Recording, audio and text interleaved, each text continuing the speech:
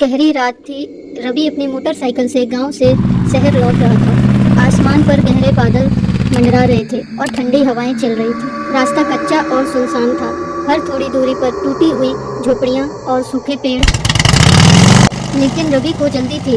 उसे देर रात तक पैसे लेकर शहर पहुंचाना ही था। तभी तेज हवाओं के साथ बारिश शुरू हो गई। मोटरसाइकिल की हेडलाइट धुंध में डूबने लगी। बारिश के कारण कीचड़ में उसकी बाइक कई बार फिसली। एक जगह टायर पूरी तरह कीचड़ में धंस गया।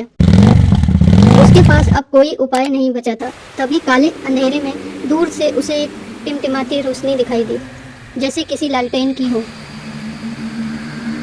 शायद कोई मकान होगा, उसने सोचा और बैग टांग कर उधर चला गया।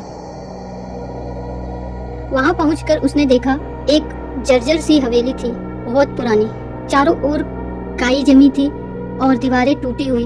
दरवाजों पर लोहे की जंग लगी हुई थी। घंटी हवा के साथ टकराकर खनखनाने लगी। अंदर से धीमी आवाज आई, आइए बारिश में भीग जाएंगे। उसने पलट कर देखा, एक औरत खड़ी थी। रवि हिचकिचाया, फिर बारिश से बचने के लिए भीतर चला गया। अंदर पूरे हॉल में मकड़ी के जाले लटक रहे थे, लेकिन बीचों बीच एक लोहे का बड़ा सा कुआं बना था। कुएं पर लकड़ी का ढक्कन पड़ा था। अजीब रात, वह औरत ने कहा। बैठ जाइए बाबूजी, मैं चाय लाती हूँ।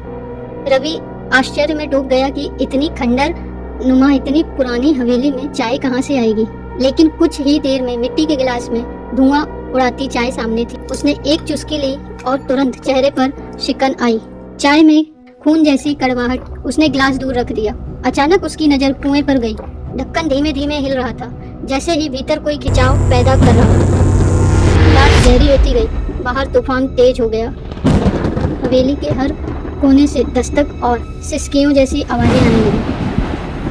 वह औरत धीरे से पास आकर बोली, यहीं रुक जाइए, बाहर आप सुरक्षित नहीं होंगे, मौसम बहुत खराब है। लेकिन तभी कुएं का ढक्कन जोर से खुला और भीतर से चीखों का गुबार उठने लगा। कुएं के अंदर से अजीब अजीब चीजें निकलने लगी। रवि ने देखा अनगिनत हाथ कुएं से बाहर निकलने की कोशिश कर रहे थे। उनके चेहरे सड़े हुए खून से टपक रहे थे और उस औरत का चेहरा अचानक बदलने लगा। उसकी आंखें गहरी काली हो गई, गले पर बड़ी सी दरार खुली। वह चिल्लाई, 300 साल से ये कुआं प्यासा है, अब इन्हें तुम्हारा खून चाहिए। रवि ने घबरा कर भागने की कोशिश की, लेकिन दरवाजा बाहर से बंद था। पीछे से वो औरत और कुएं से निकलती आकृतियां उस पर टूट पड़ी। अगली सुबह गांव वाले जब उस रास्ते से गुजरे तो देखा हवेली के बाहर कुएं के पास रवि की मोटरसाइकिल पड़ी थी और कुएं की दीवारों पर ताजा खून के छींटे चमक रहे थे। कहा जाता है कि उस दिन के बाद हर तूफानी रात हवेली में मोटरसाइकिल के इंजन की आवाज गूंजती है। Thanks for watching. Please one like and subscribe.